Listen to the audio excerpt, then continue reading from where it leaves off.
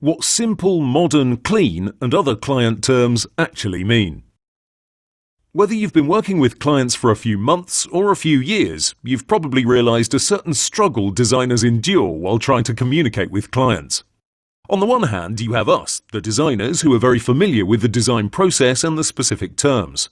And on the other hand, there's the clients, who are often new to this experience and don't know the specifics. As the professionals, we need to guide clients through the entire process and break down the barrier of them versus us. But during this process, you might sometimes get hit with feedback that baffles you. To deal with that, here's my mini handbook that shares common phrases from clients and my interpretation of what they're actually trying to say. Make it pop. The translation sounds something like this. The client is actually saying your design overall is pretty good, but it lacks that hook that grabs viewers' attention and makes them take action right away. You should rethink certain key elements like the hero area and focus on a powerful punchline. Additionally, you should rethink the color scheme so the call to actions have a very distinct look compared to the other graphical elements. So something along those lines. Of course, I'm reading a lot into it, and really it depends if you have any previous feedback, and also what type of site it is, and so on. In general, it refers to the site's atmosphere and impact. Let's take a look at a good example. Why does this pop? You'd assume it's because of the vivid color scheme, the illustrations, the typography, and indeed those are the elements that make it stand out. But the main idea is about making an impact. It's about a website's character. Obviously, using the same color scheme or illustrations won't work well on a corporate website for a Fortune 500 company. Nor would it work on a funeral house's website. But the same principles can be used to achieve your goal. Let's take a look at a counterexample. Can you figure out why this doesn't pop? There's nothing horribly wrong in this design. It follows a basic layout, it has a decent color scheme, it has all the functionality the client wanted, yet he wasn't happy about it. And that's because it lacked a real hero in the design. It didn't feature anything in particular. There wasn't anything that would impact and draw people's attention. Chances are if you visited once, you couldn't remember it if asked about it. There's nothing here that attracts users. We have these 3 black and white images here which are seriously outdated, not to mention the pictures themselves are quick, cheesy and overused.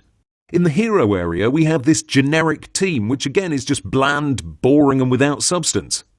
This grey gradient is a terrible idea as well. I can't think of a situation where this type of gradient would work in a hero area. And then this headline of 30 years of combined legal experience is written in a plain, lackluster font with a far too light grey. And about the hero area, and this is where I'm going to end, we have at least 3 things that fight for your attention here. The read more button, the images and the video on the right. It's far too much for this area. I could go on, but as you see, the site has some major flaws, even though at the surface it doesn't look all that bad. The client obviously can't recognize each point as I did, and even if he could, he probably doesn't want to do that. Instead, he puts it simply, it doesn't pop. To further illustrate my point, let me show you some other websites that do stand out. These are a bit more serious, so you won't think the clients are looking for cartoonish designs when they use that expression. So the first site is about commercial investments. How corporate can you get? Looking at it, although it's not as in your face as the first example, it's still miles away from our counterexample. Let's talk about it in just a few words. Beautiful yet simple hero area with a perfect gradient up top that allows for great legibility on those 3 lines of text. This is very effective. Headline, 3 lines of text, call to action. It doesn't get much cleaner than this. Lots of white space everywhere. At the top, in this statement to investors on the right. Nice use of images, great font choice and combination. Just look at the amount of line height. This is very aesthetically pleasing and quite inviting to read. Okay, enough about it. I hope you understand why this pops. Let's look at another example. My first impression is that this is a serious, professional, upscale company. I can immediately tell that by looking at the site for only a few seconds. This definitely stands out, so I won't be going into other details. Now, back to our example. How does it make you feel? Does it shout out premium? Does it impress or stand out in any way? No. Thus the impression, it doesn't pop. Just in case you're thinking pragmatically about what makes these two websites stand out versus the other one, I'll give you a quick list of points. Beautiful imagery, custom graphics, great typography, lots of white space. Moving on to another term clients use, make it modern. It needs to have a modern feel to it. What does that mean? Examples are our friend, so let's take a look at a couple of modern websites first. This is a beautiful design with loads of white space, great typography, and lots of attention to detail. There's a lot to discuss here, but we'll only focus on the main menu. What's so special about a menu anyway? It's actually only text, so they didn't even design anything, right? Oh no, this is actually a great example of how you should design a menu. First, the nuance. It's not your everyday black, it's actually 3A4046, a nice dark grey. Blog and contact have a different colour from the first three items because they're not as important as the structure of the site. What is important is Start a Project, which features a 2-pixel border around it so as to guide the user immediately to it. The hover state for this button is a beautiful red nuance, and if you look closely you'll see there's a nice subtle effect. The button doesn't immediately change colour, it eases into it. If we look at the CSS code, we'll see this. Transition all 0.2 seconds, ease 0 seconds. This means there's a subtle transition from one state to another. The red button doesn't immediately appear, instead it eases itself in. Small things make a big difference. So I won't talk about the rest of it since we all know it's a modern website. Let's see the opposite. What's not modern? These are not modern by any means, they're actually rubbish. We can break each one down to see what's what, but that's not the point. Usually when your client says your design is not modern, it means it looks like it was made in 2002. So don't try and figure out a recipe to improve it. Don't think changing the font or colour scheme will make a difference. Sure, those would help, but you need to completely rethink it. What you need to do is watch this course at least 2 times, then get back to work. It means you need to study the basics again. Let's move on to make it warmer. What does that mean? Again, example time. We already talked about this. The client is talking about the site's atmosphere. In general, if you want your website to impress and pack a punch, you need to add character to it. Textures, interesting colours, great typography are a few of the ingredients you need to mix and match in order to get the job done. Pragmatically, if you get this comment, you should do 2 things immediately. Check and see if you've left the background pure white. If so, change that immediately. Secondly, add more detail whenever possible. Even if it's in small doses in small areas, do it and it will improve your design. That's the key here. You don't have to read too much into their literal words. You have to figure out what they're trying to say and then take steps to improve the design. Reds, browns, yellows also help, but that's not a rule by any means. If you're making a ski lodge website, you might use lots of sky blues, or you might use some rich reds and browns to create a luxurious feeling. If you're able to create an atmosphere like this one, then the client will surely consider it warmer. So that's about it regarding deciphering what your clients are saying. Make it more fun, more creative, more vibrant. They all mean virtually the same thing. Your website doesn't impress. If it lacked functionalities that were in the brief, the client would point them out. But if all you get are some phrases that don't translate into real-world action that you can perform, then your design is simply subpar.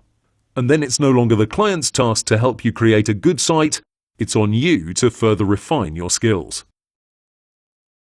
Using layer styles the right way.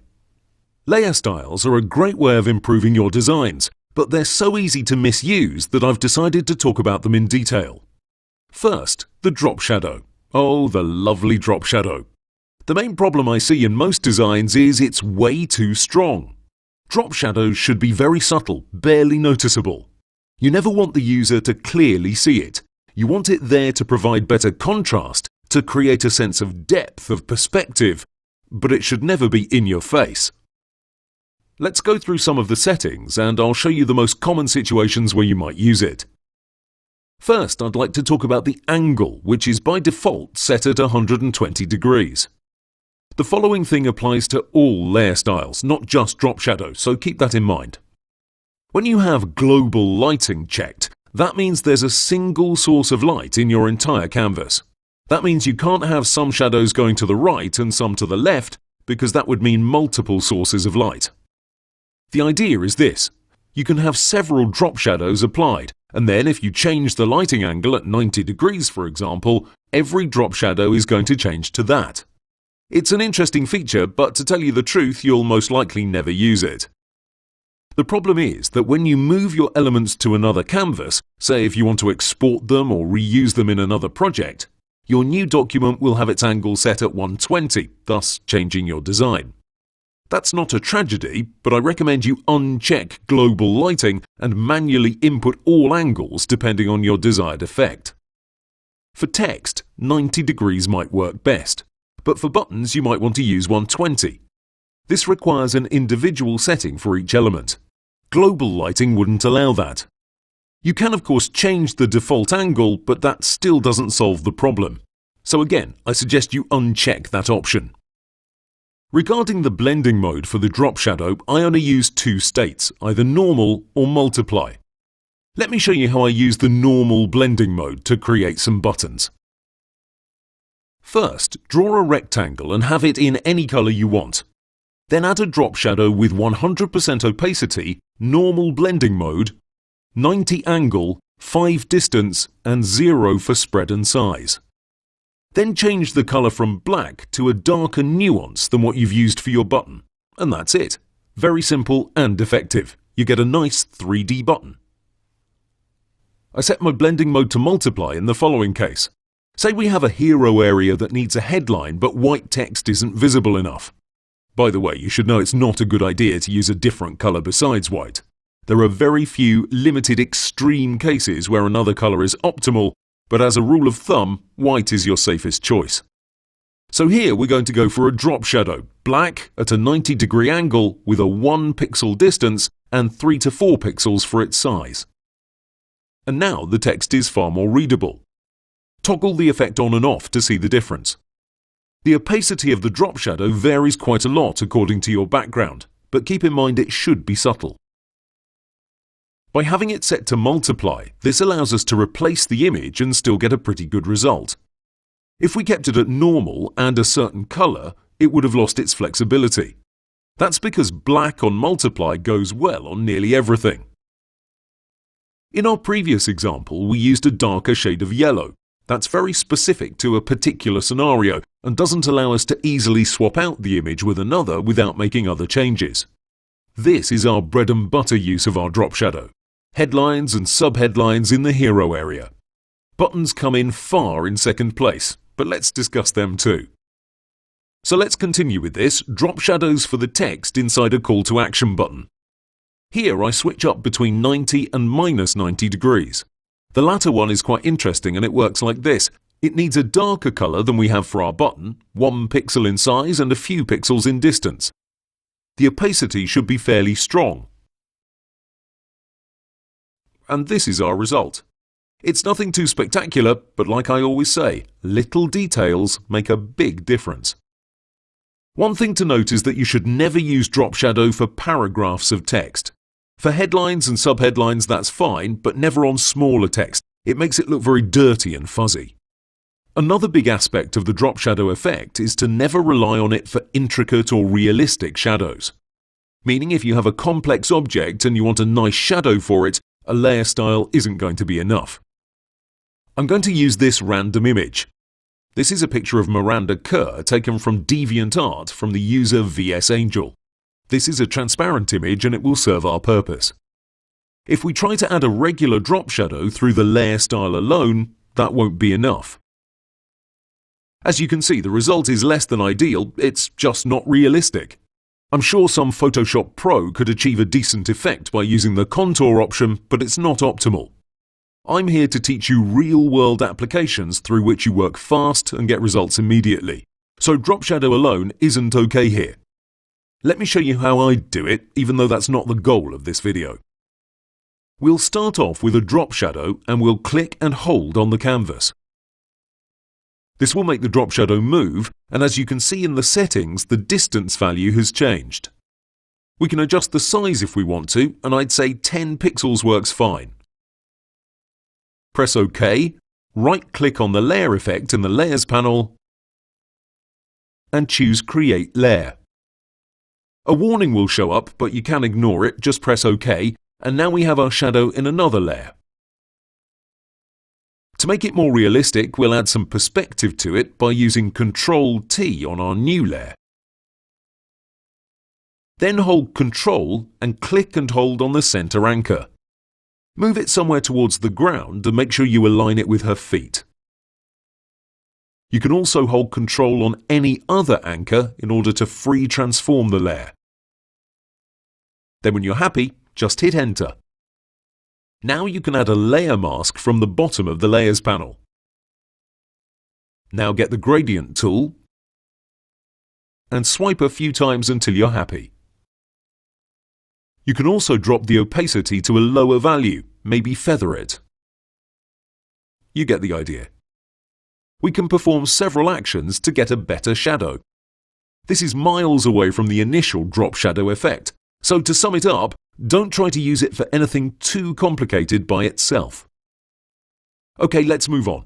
There's only so few elements in modern web design that allow you to use drop shadows, and the way to use it has changed with this new flat design trend. What has emerged is a new thing called long shadow. I'm not sure if this is going to catch on seriously or not, but I thought I should mention it while we're on the subject. Instead of teaching you how to create a long shadow effect, I'm going to point you to this website. From here, you can download a plugin that will automatically create a nice long shadow effect. I'll move this button to a new tab to demonstrate it. You simply select the layer you want and click on Generate. You can obviously play around a lot with the settings, but it's very easy to get. And the results are pretty good as well, considering it takes no time at all. One thing to note is that if you don't want to use the plugins, these shadows can be done in several ways, yet all of them are time-consuming. So keep that in mind and use this plugin or pre-made actions that can simplify your life. And with that, we're going to be moving on to other layer styles. Stroke. The stroke effect is one of my go-to layer styles in most of my projects. I love it because it's versatile and it gives me loads of options when I combine it with other effects. Let's take a button. The normal approach is to set its position to outside and have it between 1 and 3 pixels. This is pretty much standard. One thing to note is this. When you're using gradients, you can't use the color picker immediately. You have to first commit to the gradient by pressing OK, and only then will the color picker work. So in this example, we have a yellow button, right? We'll add a black gradient just so there's no doubts.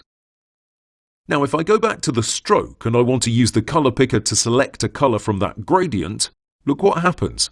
We get a yellow stroke, because as far as Photoshop is concerned, the button is still yellow at this point. Since you didn't press OK on the main layer style window, the gradient hasn't been applied yet. This is only a preview you're looking at. Press OK, and then enter the color picker for the stroke again. Now, if we click anywhere on the button, you'll see it picks up the right color. So this is something you should know, and it can save you a lot of embarrassment.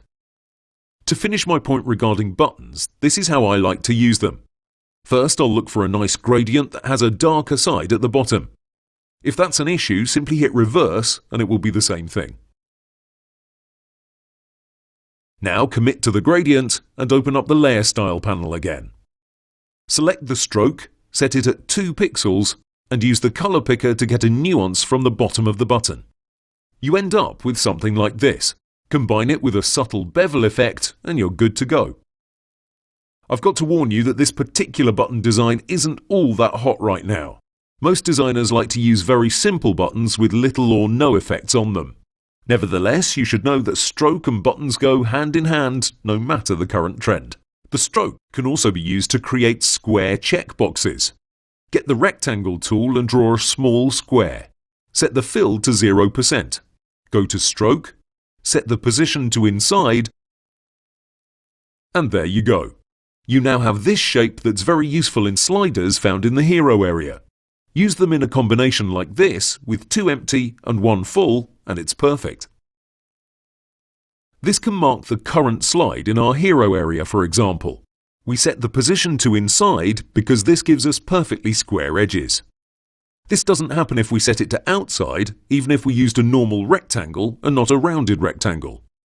Instead of a solid colour, you can use a pattern too, but that's less common. The gradient, though, is very nice. I like to set it at 90 degrees and go to town. This is very versatile, but not only for gradients. This works great for your custom graphics too. I can open up this example we just did, my camera icon, which features quite a few stroke effects. As you can see, I used the stroke with the fill type set to gradient in order to colour my lens. The gradients were all made by me and I'm quite happy with the result. This is what the stroke can do for you. Besides making square empty boxes, the same 0% fill plus stroke technique can be used for icons. This is how you get those nice iOS style ones. You can also use the stroke on some headlines, but be warned that this style is mostly reserved for kid-orientated websites. Here you want to use a generous stroke way over 5 pixels and have a fairly bright colour set. You can also duplicate the effect with the use of outer glow like I've done here, and with drop shadow too. All these combined produce quite an interesting result, a triple stroke if you will. So to sum it up, the stroke is versatile. It can be used in several situations and it's great when you want to focus on layer styles rather than using several layers for the same job. Let's move on to gradients, patterns and inner shadows. Gradients are a great tool through which you can add something extra to your designs. Whether you're using it in your buttons or in some custom graphics, the gradient overlay can give you great results. One thing to note is that you can get pre-made gradients from all over the web. Simply Google them and you'll find GRD files that you can double-click and they'll be immediately loaded into Photoshop. I don't recommend you load up too many, especially if your system isn't top of the line. Loading up too many resources can cause Photoshop to lag. With that being said, you should know dramatic gradients are way out of style and you shouldn't use them. Try to have close colours at both ends of it. Going from red to blue is awful, or from any colour to pure white or black. Let's take this button. Let's add a gradient to it. I like to enlarge this window in order to better see more gradients. Here some are washed out, while others near the bottom are quite harsh.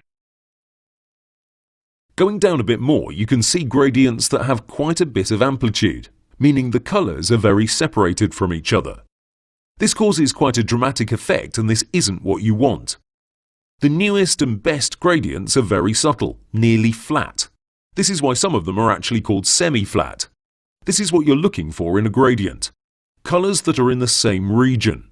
These produce the best results because they're not in your face. So make sure you stick with these semi-flat ones instead of the dramatic ones you saw up top. Even these ones with a line going through the middle are out of style, so stay away from them too. Now at this point, you may want this particular gradient set I have here. I recommend two things. Either browse around, load several gradients and then start eliminating those that are ugly, or simply create your own. Let me show you that you can do both these actions. To remove a gradient, simply hold Alt and your cursor will change to a scissor. That's it. Now you can click to delete as long as you hold down the Alt key. To create your own, start from the first gradient, which is actually made from your foreground and background colour. Select one of the sliders and open up the colour picker.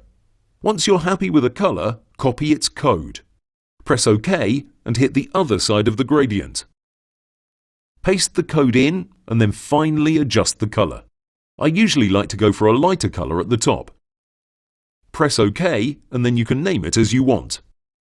Press New and you'll find it at the end of your gradient set. It's very easy to do. Another thing to note is that you can't stack colour overlay with gradient, or gradients with pattern overlay. These three layer styles don't work together regularly. Colour overlay overwrites, if you will, the other two. Gradient overlay overwrites pattern overlay, so it's 1, 2, 3. Gradients can work great with patterns, but you can't use them normally. For that, you have to change the blending mode or the opacity. I recommend you always adjust the blending mode for the effect that's on top. So in our case, gradient overlay is the one on top. If you go for linear burn, you'll immediately start to see the pattern from underneath. Of course, you can also adjust the opacity, but working with the blending mode is optimal in my view. For gradients, the angle should always be set at 90 degrees. This is the standard and I don't recommend you use anything else. Style, again, linear is the best way to go, especially for buttons. For circles, you may want to use the radial style, but that's one of the very few exceptions. Going to our pattern overlay, things are quite simple here. You have to use subtlepatterns.com. I actually paid for their Photoshop extension and I have to say it's great.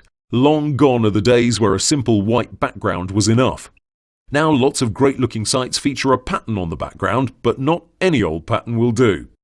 You need something refined, elegant, that doesn't stand out too much, thus the need for subtle patterns. I'm not affiliated with them, but they have a great plugin. And in case you don't want to pay for the plugin, it's fairly easy to use their website. Simply press on a preview and you can see that pattern in action. Once you're happy, hit download.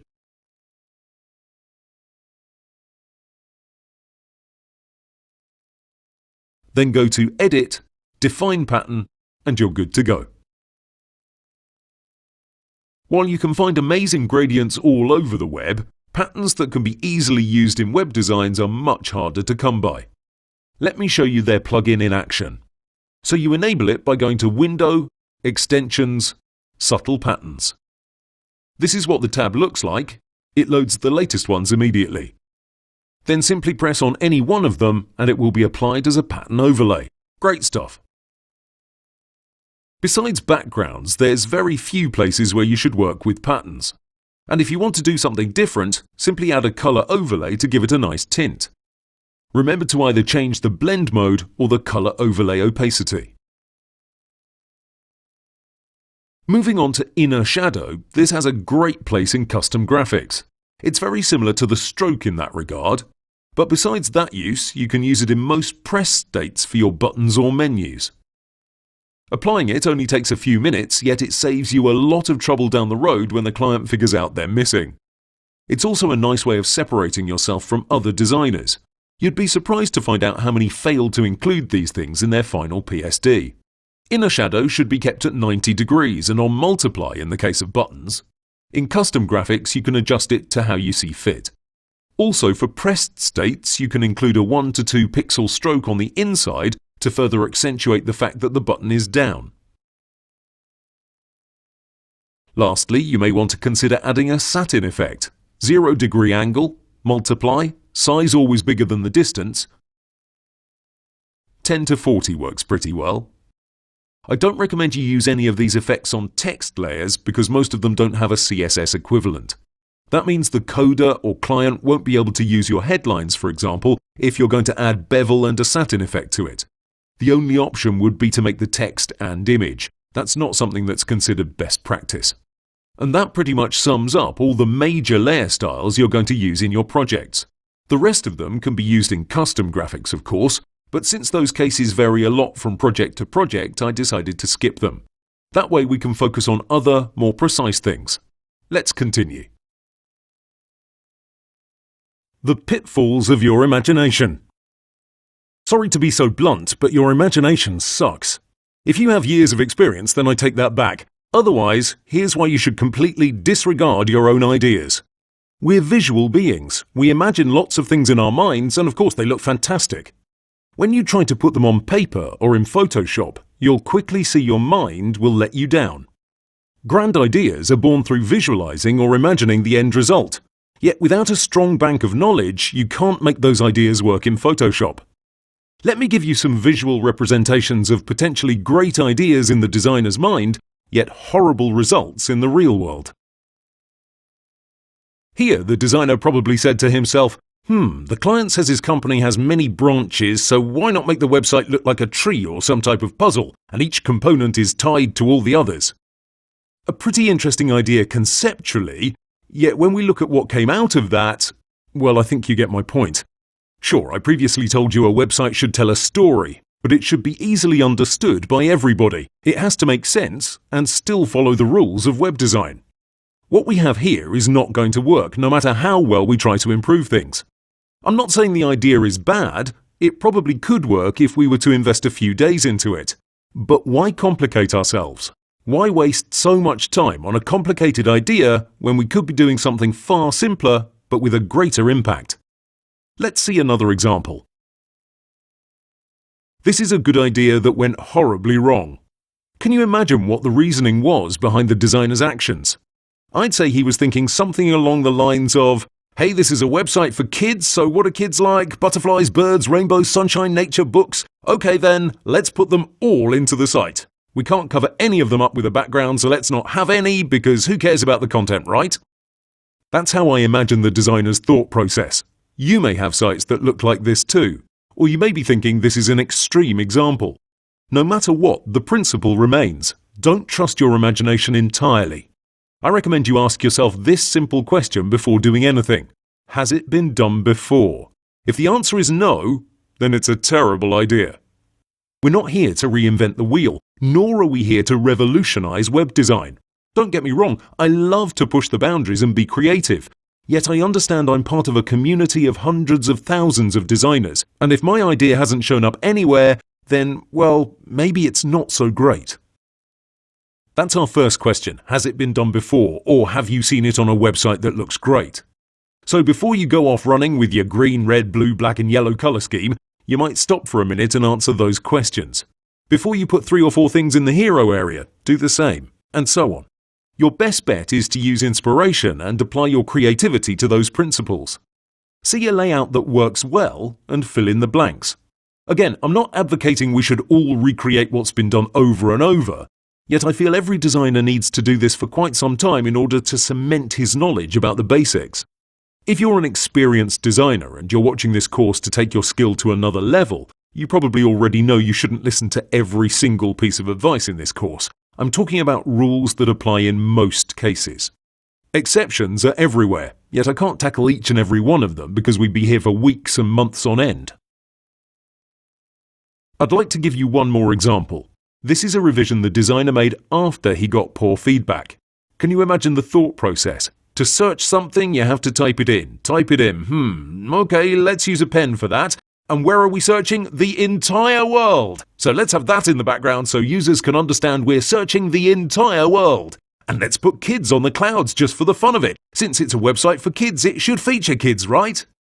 I know this may be funny, but it shows a lack of knowledge and understanding.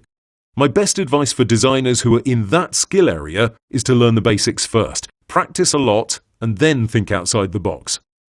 And don't think this applies to newbies or straight-up beginners. No, I've seen designers who've been at it for close to 2 years and they still haven't made lots of progress. So don't think too highly of your ideas just yet. Humble yourself and ask those questions. Understanding contrast. Contrast is essential when you're designing for the web, no matter the element in question. An element must be visible and easily understood without hesitation or questioning, otherwise it fails its purpose.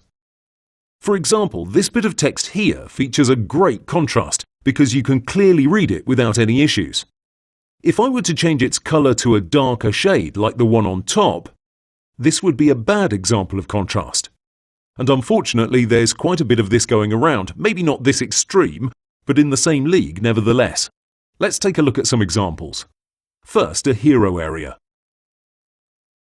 The problem here is that the text gets lost in the background. I'm talking about why should I join Blogger Babes? The designer didn't take into consideration the background picture versus the text. When you have a certain layout in mind, you immediately have to set yourself up with some basic principles to follow before you do anything. One of those principles is contrast, the state of being strikingly different from something else in juxtaposition or close association. To fix this area, we'd need to either use some type of layers styles on the text, replace the image with a more appropriate one, or modify the existing one so it works better. None of these options are particularly good. We'll get a bit sidetracked, but follow me on this one. Why should I join is one of the biggest questions the site needs to answer. So that's one of the main things the hero area should focus on. It's a critical element in the entire design. The designer unfortunately failed to prioritize his elements, Thus we have this join blogger babes today and enjoy our yada yada yada that takes up way too much space. This should have been significantly smaller. The same goes for the logo in the top left.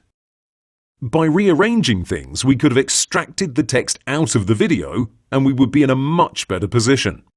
But to get back to the point of this lecture, this is a clear example of failing to understand contrast. The text shouldn't be over that image.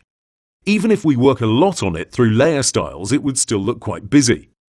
Putting the woman more to the side and stacking the text on the left would be another option. But it's clear we can't slap on text over anything simply because you can't read it properly. Yes, in this case, you can actually read it, but that doesn't make it all right. This type of layout should be avoided at all costs because visually it's unpleasing. It looks busy. Here's another example I recently received by a beginner student who I'd like to thank, by the way, for letting me use his design in my course. This is actually one of his first designs, if not the actual first one, so we need to keep that in mind. It's an example of poor contrast because of this colour choice, orange on blue and vice versa. I'm sure the designer's thought process went something like this. The logo has two colours, red and pale orange. I'm going to use those throughout the site, and since that's my colour scheme, I'll use it as much as I can. This is why he decided to do this area in this fashion. If you look closely on the left side, you'll see he actually used a drop shadow on the text to get better legibility.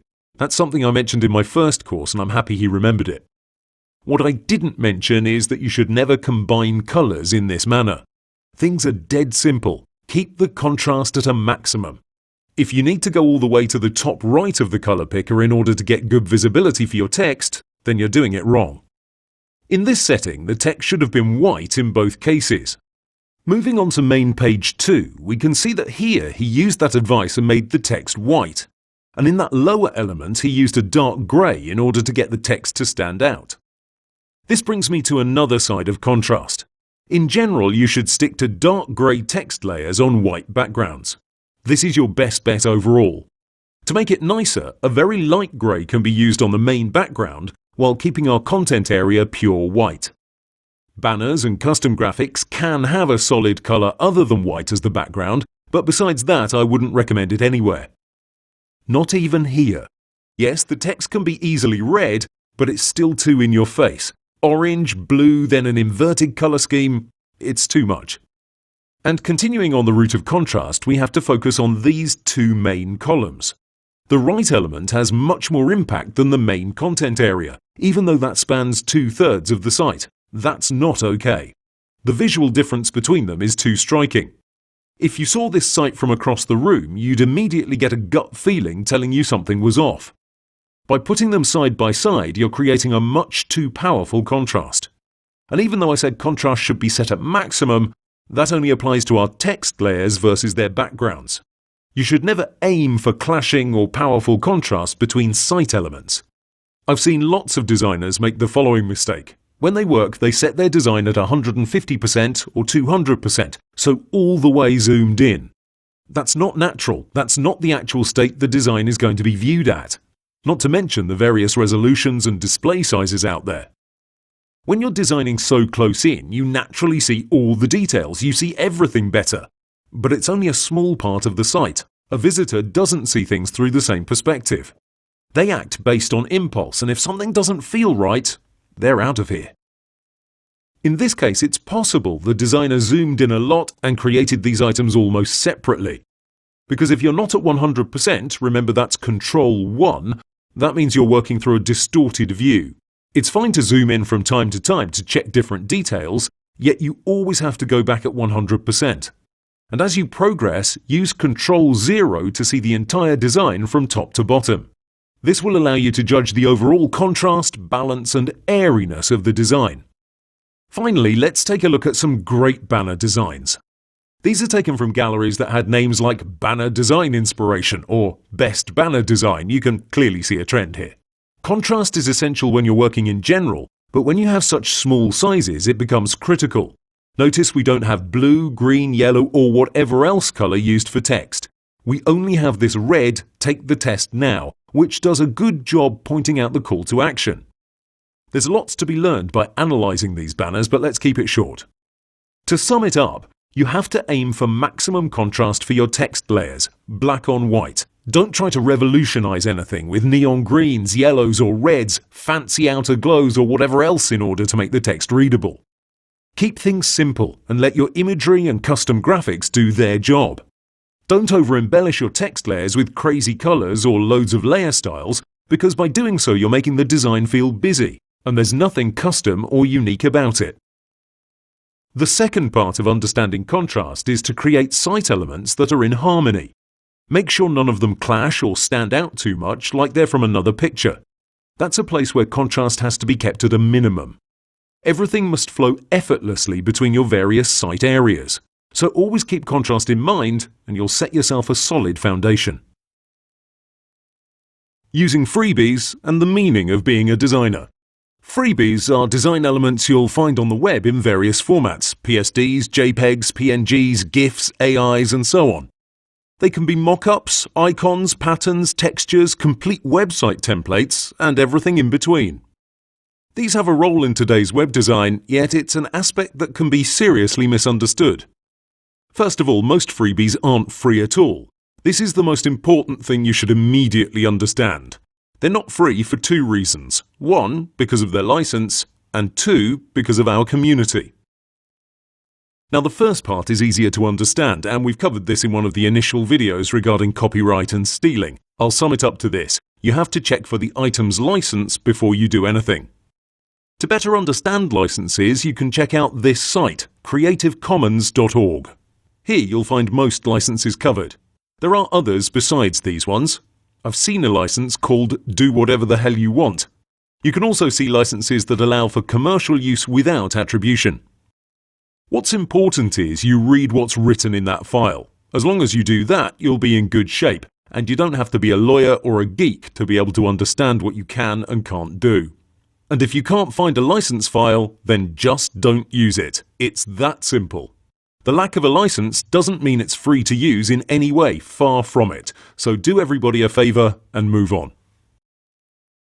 The second reason you shouldn't take freebies for granted is because we're a community. If you're just starting out in this field or you haven't been in touch with the latest trends, you may not be aware of this fact. Hell, even if you don't want to be a part of this community, you're still going to be in it. That's because no matter what you do, as long as you upload it somewhere, it stays there forever. So let's take it more pragmatically, more down to earth so that you can better understand what this means. You probably know there's enough free, high-quality PSD files out there that you can easily create not one, but hundreds of amazing-looking designs. Submit them to, say, 99 Designs, or it really doesn't matter, it can even be a personal client, and then you'll make money off it, right? Now, why doesn't everybody do that? Is everybody so ignorant that they don't realize they can just stick a couple of freebies together and get a great design in 10 to 20 minutes done, and then they can earn hundreds if not thousands of dollars off of it? Think about that. The problem is, you'll get caught, and fast. That's the thing. You won't necessarily get police breaking through your door or be dragged through lawsuits, although that can happen. No, instead you'll most likely get called out and you'll be in an embarrassing, complicated position. You have to understand that even the most obscure freebie is still very much known by lots and lots of designers. And if you've found that freebie, you can bet your house that other designers found it too. And if you thought the item was good enough to use in a design, then so will others. You see, this is why I'm saying you're part of a community. Because once you create something that's worth a penny to anyone, then that item becomes known by your peers. It only took me a few months of working on 99 Designs to immediately be able to spot when someone used a freebie in their design. It just stood out so much. I couldn't help it, it just popped right out of the design. Hell, I could even name the source and sometimes even the designer who made it. And if something is fishy, if I see a client about to pay hundreds or thousands of dollars for a stolen design, then I'm going to say something about it. Not because someone appointed me to do so, but because I take pride in what I do, and I don't want mud on our faces as a community. This even happened to me. There was a complicated situation with a client of mine where he wanted to hire me, but he couldn't pay me directly or through PayPal or anything else. So he set up a contest on 99 Designs specifically for me. I submitted a freebie, and then he immediately closed it. We wanted to start a one-on-one project, but since he hadn't awarded me the contest beforehand, we couldn't start one. Anyway, I've got to tell you, 99 Designs received lots of emails from designers. 99 even contacted me asking for clarifications about the design. Now in that case everything was good. The freebie I used was from pixden.com, where I actually had paid a subscription at that time. More so, that particular character was free to use, even for non-paying members in both personal and commercial projects. You can actually see the freebie here. And you can read the author's clarifications in the very first reply in the comments section. But see, this freebie was actually all over the net on all sorts of shady websites. People that reported me to 99 Designs linked to other websites that weren't clear about this particular file. And that, my friends, was quite a situation. Keep in mind the contest was for only $75, the lowest amount possible on 99 Designs, and for only that tiny bit of money people jumped. And I appreciated that. I didn't condemn anybody. I obviously cleared the whole situation with 99 Designs. I even contacted the author and I asked him to clear the freebie for me, and in the end everything was alright. Happily, 99 Designs asked me for my perspective before they did anything, so I was never in real danger of losing my account or things like that. But what did happen was lots of designers that reported me associated something bad with my name. It's inevitable. I'm sure some handful of designers might even hold a grudge against me for that situation, even though they don't know the details. And I don't blame them, how could they? I cleared things up with those who contacted me directly, but most of them went to the contest holder. That means the end client, and to 99 Designs. So there's a clear lesson to be learned here. Even if you have complete rights to a freebie, even if you're completely justified to use it, some people may jump on that occasion to self-police this beautiful community. Now imagine what would happen if you didn't have ownership over that file or the appropriate usage rights. Think about that. I've got to say, my client was very confused when he received a handful of emails telling him the image was stolen. All of a sudden, my integrity was questionable. Should he continue to work with me on a new project if I'm that type of guy? Things like this are as serious as it gets. So do yourself a favor and don't put yourself on the spot by doing anything shady. Does this mean you should fear freebies? No, not at all. See, if you use a social media icon set for your footer and you have the license for them, that's fine. If you use an entire footer freebie plus an entire header and a hero area freebie, then that's not fine. If you use a phone mock-up to showcase your new mobile app, that's fine. If you try to sell that mock-up, that's not alright. If you use a client testimonial widget freebie and you change it up, that's okay, and I could go on and on. The thing is, there are two perspectives. The legal perspective, where you either have usage rights or not, and that's very easy to clear through the license. And the second part is about morality and your self-worth as a designer. There's a fine line you have to trace for yourself and never cross. It's the line where you self-judge your design if it's okay or not. See, you know you can't print screen a nice website and simply steal a section of it by making a copy of that element with the marquee tool. That's very obvious. It's also very obvious you shouldn't fear to use freebies in your projects. It's the area in between those extremes that we have to focus on. It's up to you to decide how much you should change up a slider freebie before you use it. It's up to you to decide if it's fine to use 1, 2, 3, 4 or whatever number of freebies in your design in an assortment of ways. I can't help you with that because there are no clear guidelines. It's a question of self-worth and self-assessment. Here, of course, I'm talking about freebies that have the right license. We are designers. Our goal is to create something amazing that blows people away. In order to do that, we sometimes cut corners through freebies. Ideally, we'd create everything from scratch, yet as you previously saw, we have so much on our plate already that these freebies are a breath of fresh air. A Facebook icon is one of the simplest things, yet if you have to draw it up, that's going to take a few minutes. That's what I mean by cutting corners, nothing too dramatic. But it's one thing to help yourself with a couple of freebies, and another thing to become an imposter. When you piece together freebies, you're no longer a designer, you're just a guy that wants to make a quick buck and sees an appealing opportunity. The true meaning of being a web designer is far from that. Your job is to assess the client's needs and situation, analyze his competition and create a cohesive, harmonious design that's in line with the company's portrayed atmosphere. So it's far more than gluing freebies together. So when you're going to use freebies in your next design, consider what would happen if the entire community looked at it. Would people be happy for you? Would people appreciate your talent, creativity and effort? Or would they point out that this was taken from here, that from there, and so on? With that being said, I encourage you to embrace freebies and use them as much as you can, as long as you have clear and strict rules about using them. For example, if I use a contact form freebie, I'm surely going to do a few things immediately. Check its spacings to make sure it's perfect all over. Check the font styling to make sure it matches the rest of the design. Revise the color scheme so it goes well with your initial choices. That's without going into any details whatsoever.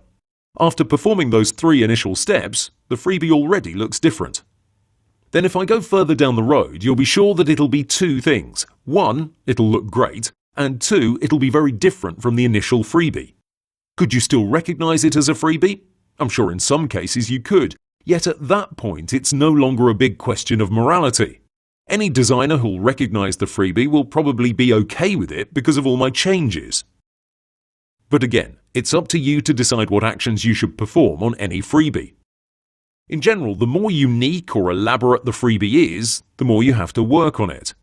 A header plus a hero area are very distinctive. A black rounded social media icon set is very common. One needs loads of work, while the other needs almost nothing. And this brings me to the freebies attached to this course. I've worked a lot on them so far, and I'm sure by the time I finish creating this course I would have worked even more on them. Please don't share them on the web. That's the very first thing I should point out. Next, how should you use these freebies? First of all, intelligently. And legally, of course, make sure you read the license. You don't own them, you have the rights to use them, you're not the author, you can't sell them as they are or in conjunction with other things, yet you can use them in your personal and commercial projects without worries. So you can submit them to 99 Designs, for example. That's not considered selling. The only thing you have to consider is how much you should take from one particular set. That's it. They are as much a freebie as a learning tool, because if you analyze them, you can see what makes a design element great. I'd be very happy to see derivatives of my work featured in top web design galleries. I'll be happy to see them as is without modifications. Yet don't make these freebies substitute hard work. They're here to help you jumpstart things, to push you forward. But they're not here to do all the heavy lifting for you. If you rely on them solely, alone, you might make a few $1,000s, sure, but then what's next? Remember, you have to grow as a designer and be your own man or woman, of course, so use them freely, but don't neglect all the hard work you have to put in. That's why I always recommend you adapt your freebies. It's not always required, but it helps you grow as a designer. So I hope things are clear both regarding general freebies and the ones attached to this course. Optimizing your layers panel. Your layers panel is one of the most important things you should focus on while working. It's absolutely essential you keep it very well organized because this will help you tremendously. Let's break it down into several parts so you can easily get an overview. First, naming your layers. This is incredibly important because A, it allows you to use the search option up top, B, it makes it easier for you to sort through your layers, C, it makes your PSD file more approachable in the sense that other designers can easily understand what you did. It also helps developers since they can easily identify key layers they're looking for. So naming them correctly is a must. I suggest you do this immediately after you create your new layer, or at least every 5 minutes after you've made 5 or 6 new ones. One thing you can do is disable the copy text that appears by default when you duplicate a layer. Go to the Layers panel options and disable this last setting. It's very important you name your layers in key moments. For example, if I'm going to create a table with 10 dividers, I'll create my first 1 pixel line, name it divider, and then I'll make 9 more copies. It makes sense to plan ahead.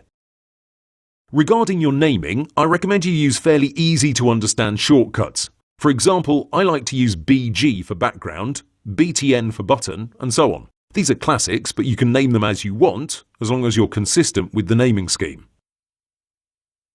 Groups. Groups are folders that hold your layers. All groups must be named correctly, and in each web design project there should be at least some of these ones: header, hero area, testimonial, left-right main content, form, footer. That's the standard I use. In each one you should have several other folders. For example, in the header, you might have a folder for your logo, one for your login area, one for your shopping cart. In some cases, you may even have a third level of folders where the shopping cart is broken down into other folders as well. As a guideline, you shouldn't make a group for only one layer. For example, for the logo, if it's composed out of several layers, that's fine, but never do it just for one. Don't go overboard with them either. I recommend you keep it at 3 levels tops. That means a folder in a folder in a folder. These are called nested folders, and in Photoshop CS4 they are limited to 5 levels. That's something to keep in mind if you're planning on sending it to someone with an older Photoshop version. Groups can have layer styles of their own, but I highly discourage that. It might save you a bit of time, but at the end of the day you're just going to cause headaches both to you and your developer. You can set adjustment layers to affect only certain parts of your design by using Ctrl-Alt-G. This might come in handy if you want to experiment with different things before you commit to a certain direction. Collapsed layer styles. This is a must because every web design project has several tens or even hundreds of layers. This means real estate is limited, so always select all your layers and click on this small arrow here to either expand or collapse your styles. I always religiously close them, no exception. Small thumbnails. This is another aspect of the Layers panel. Right-click on a thumbnail and you'll have the ability to change their size. Small is absolutely the best way to go because you gain space, but you still see the type of layer you're working on. This last part is important because you need to know if this is a shape layer, and this is its icon, a rasterized layer with this normal thumbnail, or a smart object with this little icon here. And while we are here, you should also check this option, Clip Thumbnails to Layer Bounds. This will help you better see your layer. Deleting unused layers. From time to time, you'll see me experiment with different techniques and ideas. In case things don't go as planned, I like to duplicate my work up until that point so I can try something else if my technique didn't give me great results. This means I regularly have some hidden layers here and there, which obviously messes up my layers panel. When you're done with something, always delete your trash. Never leave anything behind because as the project grows, things will start to get out of control and you'll end up working far more than you anticipated. Labeling with colors. This is a useful feature when you have hover states, down states, expanded states, and so on. By right-clicking next to the eye icon, you get this panel with several color choices. Use these to distinguish trash layers from hidden states. This way you'll be sure you aren't deleting important things in your project. A few other things to keep in mind about the Layers panel. I recommend you always have it span the entire height of your workspace. This makes it easier for you to group select lots of layers, like this. Use Shift or Control and you'll make your life significantly easier. Another thing, don't try to move layers onto another tab from the Layers panel. It's not going to work. You need to move them from your canvas. I've seen this happen more often than I should have. I know I already mentioned this, but it can't hurt to say it again. Okay, moving on. I don't recommend you lock a layer. I've never had any real reason to do it. I find it a pain when I have to unlock something. It basically says you're somewhat clumsy and you might move something without noticing. And that's obviously not the case. I've seen a lot of designers lock their background layer, but if you do that you won't be able to select your canvas with the Control-Click method.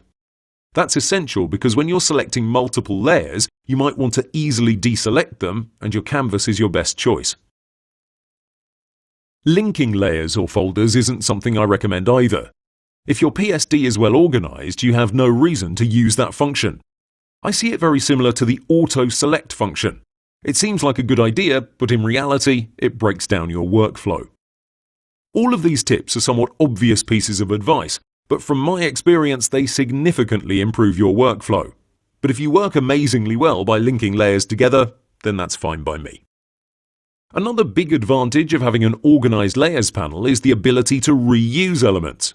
For example, if you design an awesome testimonials area, you might want to adapt and reuse it in some other project. That can't happen if your layers panel looks like this. But just in case you're faced with such a situation, use these quick techniques to easily tidy things up. While on the Move tool, hold the Control key and click on a layer on the canvas. It will automatically be selected in your Layers panel, and then you can easily rename it or group it with another one. If you have some extra layers you can't seem to find, hold the Control key and click on their thumbnail. This will make a selection from their outline, and the marching ants will be easier to spot. In some cases that might not work because you'll get a message saying there's no visible pixels.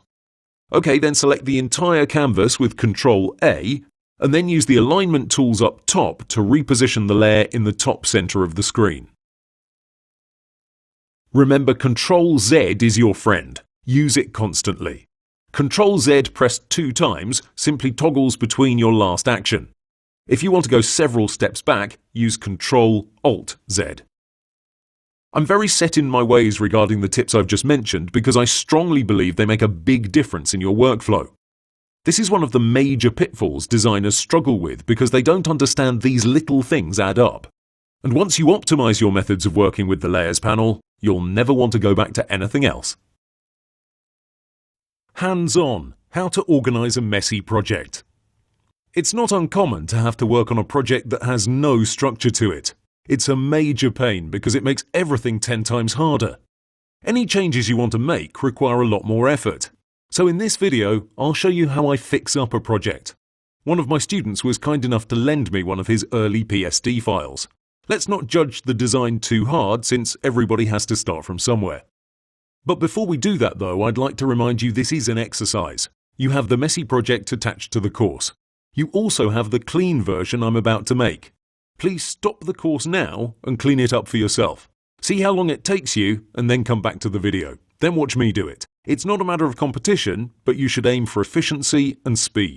So one last chance. Stop the video here, perform the exercise by yourself, and then resume the video. Okay, that was it. Let's jump into the project. I selected this particular one because it's a prime example of what your Layers panel looks like if you neglect it. As you can see, it's a complete mess. This complicates our lives immensely. Say I want to use this sub-hero section in another project of mine. How am I supposed to move it? As you can see, it is grouped, sort of, but it's pretty pointless. You should also note the file size, 83 megabytes. That's huge. But if we look in the Layers panel, we can see all sorts of big images that are left as smart objects. If we hit Ctrl T, we can see this first image is at 29% of its size. This increases the PSD size, and it also consumes more computer resources. So we should optimize this aspect as well. But enough introductions, let's get to work. First, I'll hold Ctrl and I'll click once on this Group 14 folder. This will make all folders collapse. I'll do it again so all of them will expand. As you can see, our scroll is now much bigger. Next, I'll go to the top and I'll select the first layer. I'll hold down Shift while scrolling so I can reach the bottom faster. Still with the Shift key down, I'll select the last layer. So with this move, I've just selected all the layers in this project. Now hit this small arrow key next to any layer that has layer styles. This will make them collapse, thus giving us precious space in this panel. No need to hold Shift here. Great. Next, we'll rasterize all the stock images since it's highly unlikely we'll enlarge them. Remember, this is the final PSD, the one our client will receive. So go to the top of the Layers panel and press on Kind. Now click on the last icon and this will show us only our smart objects. Remember, if you don't know what a layer represents on the canvas, either move it, then press Ctrl Z, or Ctrl click its thumbnail to make a selection. This way you won't accidentally rasterize a layer that should be kept as a smart object. We have several stock photo images in this project. Please don't use them in any way other than educational purposes. You may not use these in any commercial project. Select the first 5 with the help of Shift. Hold Ctrl and select Layer 2 and the last one. Right-click and choose Rasterize Layers. Now let's save this as a separate PSD so we won't overwrite our initial project. Save it with any name you want. If we now check its size, you'll see it's under 30 megabytes. That's a huge reduction in size, but the main point is it's easier to send over through email, and it also requires less computer resources to handle. Back to the project. Click on this small red button to disable the layer filtering. Now we'll zoom in and we'll start working our way down from the header all the way to the footer.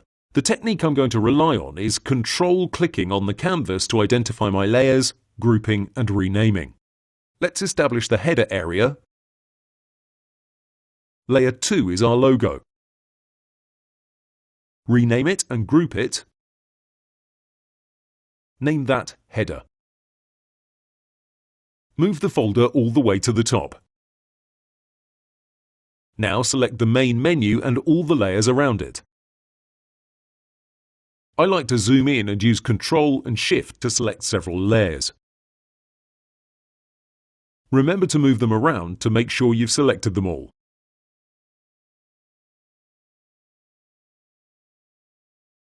Now move them in the header folder.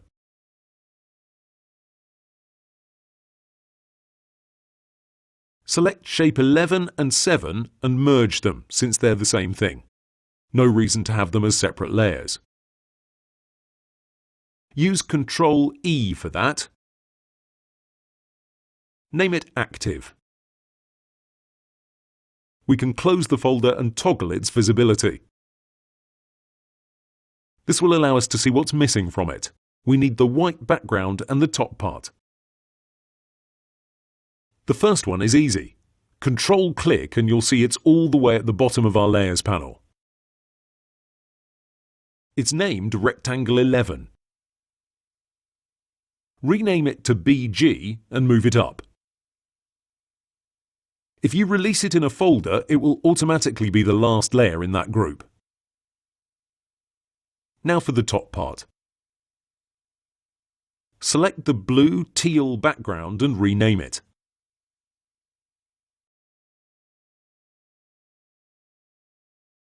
Then rasterize all the social media icons, but also their layer styles.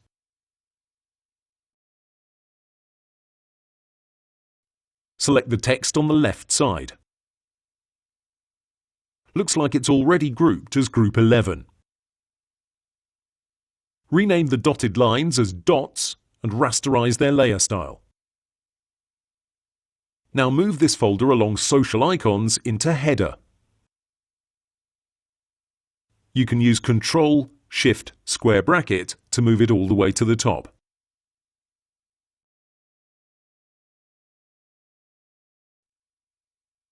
Rename it Top.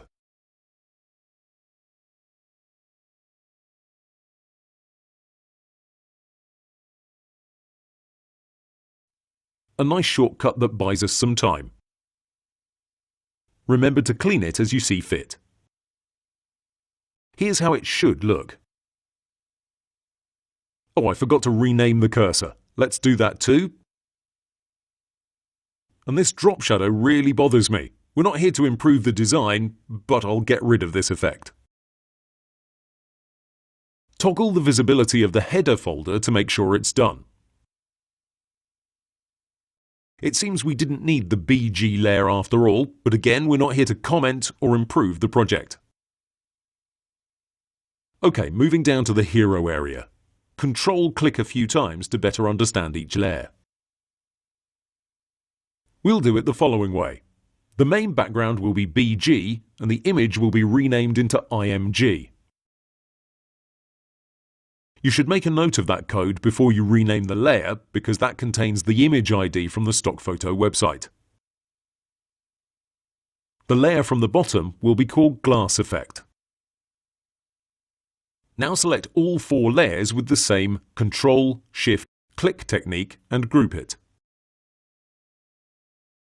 Rename it to Hero Area. Then move it underneath our header folder. Toggle the visibility to make sure things are right. And as you can see, there is a blue horizontal line we missed. Zoom in and select it. Rename it 1px HR line. Move it into our hero area, but it should be above all the other layers. Now we have 2 folders completed.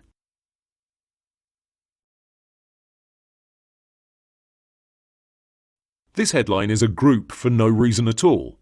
Right-click and ungroup it. Then move it under our hero area folder. Now for these 3 sections. Rename all the white rectangles to base.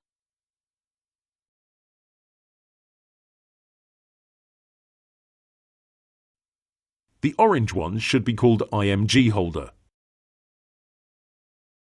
I like to copy that so I can easily paste it. The pictures will be called IMG.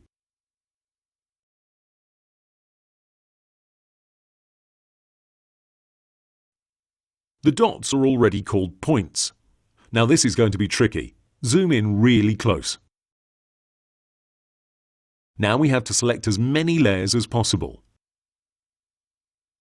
The base, the description and title, the image, and that will show us the IMG holder layer in the Layers panel. We have to manually select it with the help of Control. Move it to make sure you're in good shape. Now group it and move it underneath the headline. Select the orange circle and zoom in really close to get the bulb icon. Group that too and move it into our previous folder. This is going to be called Icon, while the main folder is going to be 1. Now we have to look for those points. Hide the folder and we'll get them easily. Get the dots, the cursor and the bulb. Make sure you double check you got the icon and not the background. This may be a little tricky, but be patient. Use the same Control, Shift, square bracket to move them up. Clean it up a little. Make the 1 folder visible and drag these layers into it above the icon folder. Rename the icon to Inactive Bulb and mark it with red. This way we won't delete it by accident. Close the folder and check you got everything. Now I'll repeat the process for the other 2. First the base, the description and the title. Then the image and subsequently the IMG holder. Group and rename to 2. Move it up and underneath folder 1. Group the icon and reposition it.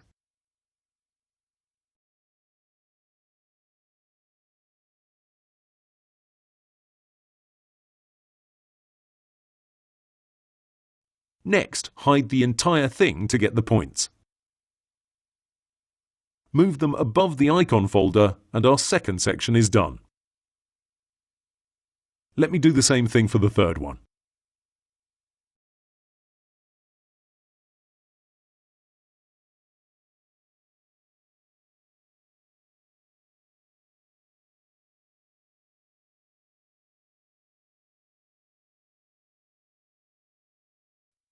Great. Now group these 3 along with the headline and call the folder Sub-Hero. We should also include the pencil and the 2 lines into it. These are a pain to select from the canvas. Use the same shortcut until these 2 layers are above everything else.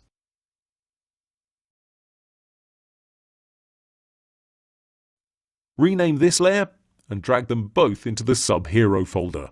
Only a bit left to go. The background is messed up. I won't get into it though, I'll just rename it to Main BG.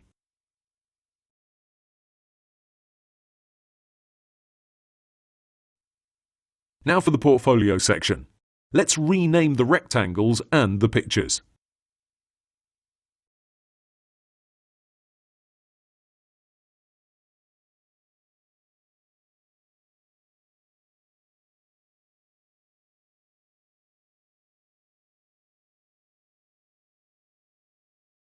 This bluish layer should be grouped along the cursor and icon into a folder named Hover.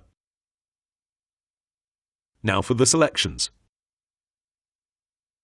It seems we already have a folder named Like that includes this entire area. Select it alongside the first base and IMG layers, group them, and rename that to 1. Now let's get the holder folder along IMG, base, and the other like group. Put them all together and call that 2. Repeat the same steps for 3.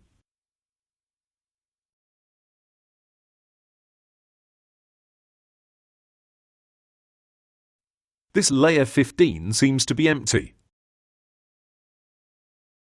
I've tried both techniques on it, but it doesn't have anything in it. Let's delete it along with its folder.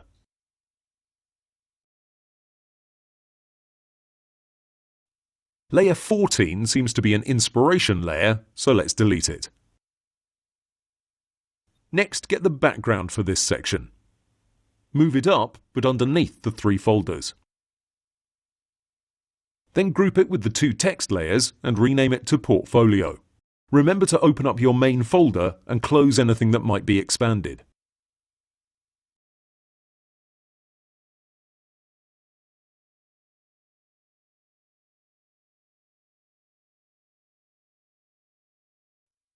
Finally, the footer. Select the main rectangle and call that Main BG. Group it and call it Footer. Then select the 2 horizontal lines and put them inside.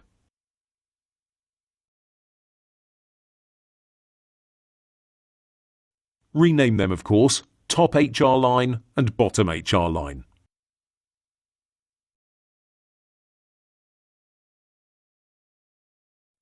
For the social media icons, we have 3 steps. Rasterize all, rasterize layer styles, group, and rename. OK, 4 steps. Put it in footer too. Do the same for the logo.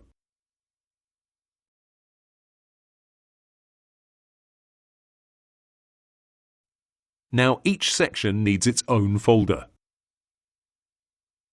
First, the About Us section.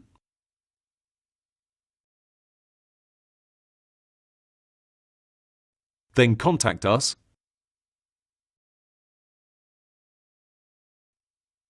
And Participations.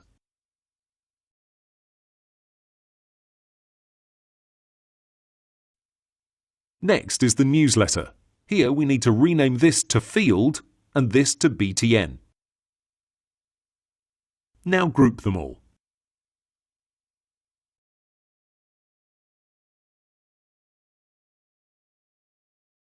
Hide the footer folder to see our progress.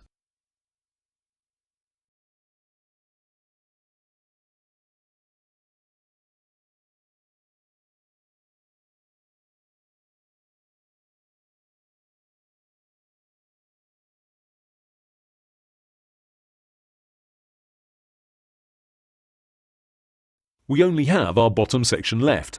Select that rectangle and rename it BG.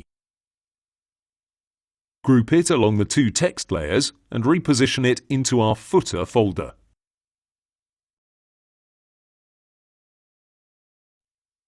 Rename this to Scroll Up and put it above Newsletter.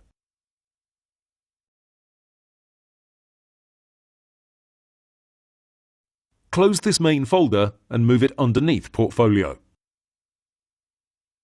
We can now select all of these trash layers and folders and delete them.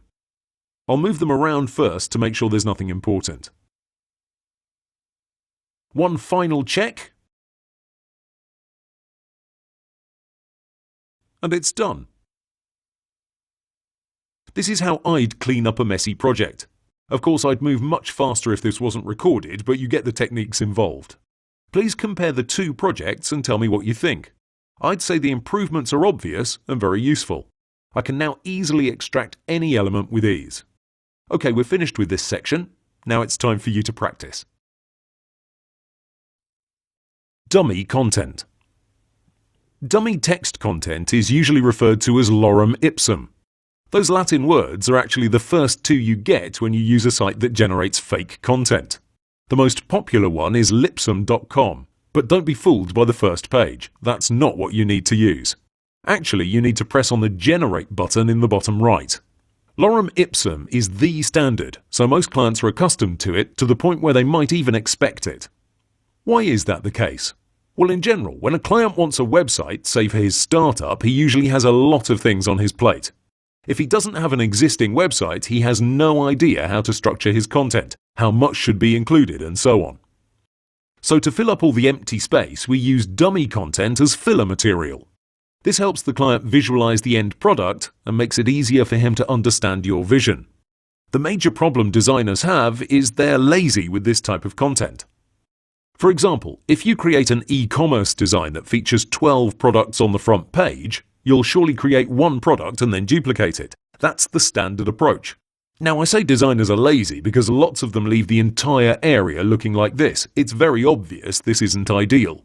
You're forcing the client to visualize his product. You're forcing him to imagine variety, and that's not good business for you.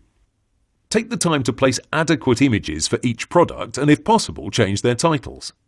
This usually takes no more than 10 minutes, but it makes a huge visual impact. It makes the design feel much more relatable, and your client is bound to be more impressed by it. Remember, we're in the business of creating and selling a feeling. This is why you should never send any work in progress.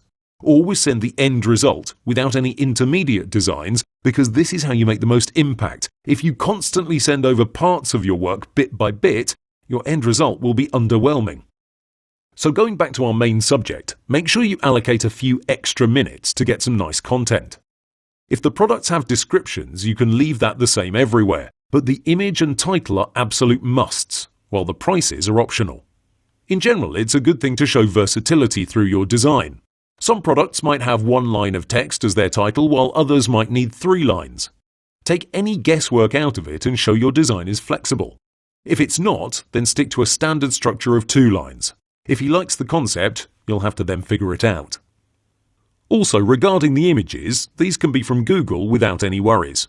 It's clear for everybody these are just mock-ups. But for that 1% chance, you should mention to your client that these are for presentation purposes only. He can't use them in his final design, even though the chances of him wanting to do that are quite slim. Going back to our text, Photoshop has a built-in lorem ipsum generator, but unfortunately it adds a nasty line that says this is Photoshop's lorem ipsum yada yada yada. You obviously don't want that, you want the pure lorem ipsum. Luckily, in this latest version of Photoshop CC 2014, we don't have this problem, so you can use it without worries. As far as I know, that extra line is added constantly in Photoshop CS6, so that's a thing to be on the lookout for. Other than that, please remember to segment your text into paragraphs. Walls of text are horrible. Besides that, you may want to cut off some letters at the end of your lines in order to keep the gaps to a minimum. Since this is Latin, your clients aren't likely to notice. Going back a bit to your images for your products, it's always a good idea to maintain the same line throughout them. So if you decide to use a product with a white background, the rest of them should be the same. Ditto regarding the angle or perspective. In general, I'd say it's better to have items with a nice background. I usually get them from a competitor store, so if it's an electronics site, I'll just take images from a local online store from my part of the world. Again, since these are for presentational purposes only, this won't be a problem. Lastly, try to include as much actual information as possible. If you have a choice between real and dummy content, go for the real one. The client will really appreciate it. Oh, and regarding headlines and subheadlines, sometimes it's really worth going the extra mile. Create a simple slogan, catchphrase, or anything that makes sense for the company and feature that in the hero area. So with that, we've concluded dummy content. Spend a few extra minutes and your designs will seriously improve. Logo design. Creating a logo is a complicated business, and anyone who says otherwise is either very skilled or very ignorant. I'll tell you from the start, I don't do logos. Yes, oh, the shame, a web designer who doesn't do logos. Yes, that's the truth. I tried to create some early on in my career and they were terrible. So did my website designs. But see, the main difference between the two was a logo could bring me $200, while a design contest could easily get me double. Hell, I could even get 6 times as much for only 1 page. And actually, I did. So from a maths point of view, I decided my best bet would be to focus on web design. Logos are far more than just a bit of text and some clip art. They portray the company's image. It should be easily recognizable, memorable yet simple, while also describing the main service of the business. That's crazy hard in my book. On the flip side, it's the same story with illustrations, and boy do I love illustrations. That's what I basically look at 90% of the time on Behance and Dribbble, illustrations and drawings. These are absolutely amazing, yet from a financial perspective they're considerably harder to monetize.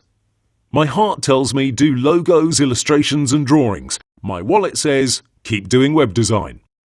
That's how I've had most of my success, and that's what I'm used to. Since I'm currently running my Android design studio, time is very short, but if I didn't have that, I'd surely get into logo design.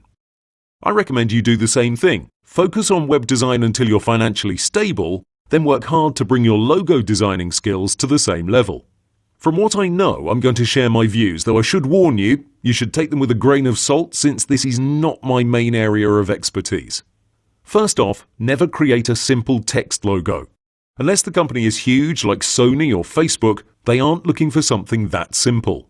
So if you're thinking you can just get a cool font from Google Web Fonts or dafont.com and see how that looks, you should think again. No serious company is going to stand for that.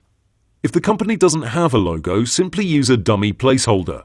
A grey rectangle is miles better than a 5-minute text logo because it doesn't distract the client. He doesn't have to think if you're serious about that proposal or not. Presentation makes all the difference, so this is why I'm acknowledging it right at the top of my list. Of course you're going to show your website design with your logo proposal, but you should also create realistic mock-ups of how that logo can be used on trucks, on shirts, business cards, stationery of any kind. You get the idea. You can also showcase some variations like inverted color scheme or maybe a simple black and white version. That is, of course, if the design allows for such things. By doing so, you'll take out a major inconvenience for the client. He doesn't have to imagine anything. He can see how everything looks and decide in an instant if he likes the look or not. Using graphics in a logo. That's fine as long as it's 100% original made by you. I find this is a guideline that saves you a lot of headache. The problem with using a stock image, an icon or any custom graphic that's out there is it's already out there. There's nothing worse for a company than to have a generic logo. No matter how obscure you might think your source is, someone will find it. No serious business will allow such a thing. I'm not sure a small family-run business would accept it, let alone somebody that's serious with their company's image. Drop the drop shadows.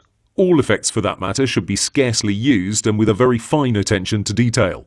A strong drop shadow is probably one of the worst sins you can commit while designing a logo. If you're not sure about whether it's okay to use a particular effect or not, just ask yourself a simple question. Has anyone else done it? By anyone, I don't mean a third world freelancer or a kindergarten kid. I mean one of the brands you see out there every day. Still not sure? Have a look at online galleries. Browse around and see what are the latest trends. You'll immediately get a sense of where your logo's at. Can a logo be designed in Photoshop? Of course it can, but all clients, no exception, will require at least at some point a vector version. So the idea is simple. If you can create a logo all based on shapes in Photoshop that can easily scale, then sure, have a go at it. In general, that's not a great idea, and Illustrator should be your main choice. In the past, for small projects that didn't require a serious business logo, I created them in Photoshop at 1024 by 1024, hoping that by having it in a very large size it would be enough. That's not the right approach, and I don't recommend it to anyone.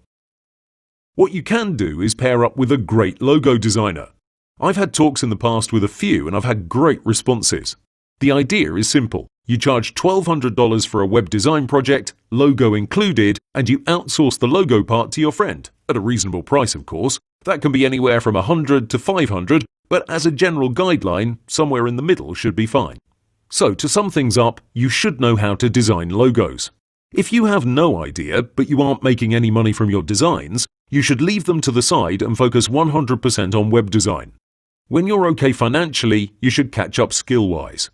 In the meantime, you can talk to someone who specializes in logo design and partner up, thus relieving most of your stress. This keeps the projects going and it buys you time to study up.